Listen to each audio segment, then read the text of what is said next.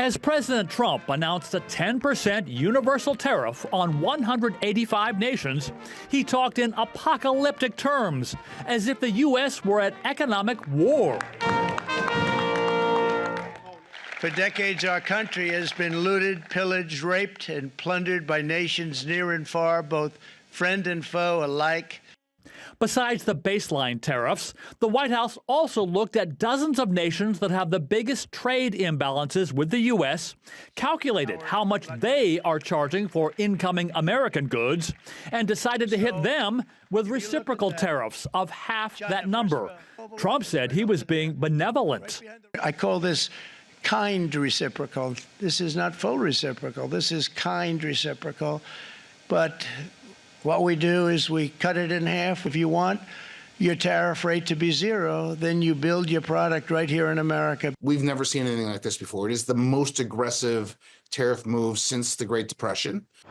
Economic globalization over the last 70 years has brought cheaper prices for American consumers, but U.S. manufacturing jobs dried up as companies moved plants away to cheaper locations. Trump says he wants those jobs back.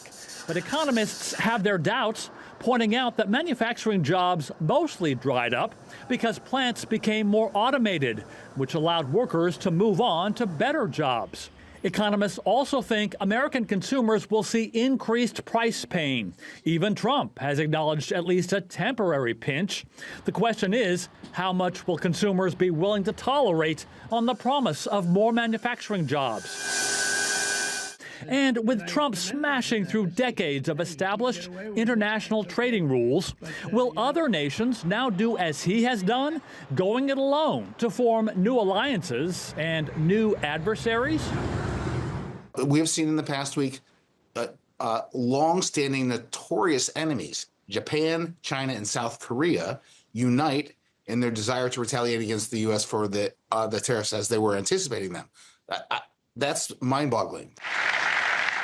One thing is for sure, the Trump administration is making clear that if any of these 185 nations decide to fight back with higher tariffs on American goods, the U.S. will respond with even higher tariffs on them. Andy Roesgen, TRT World.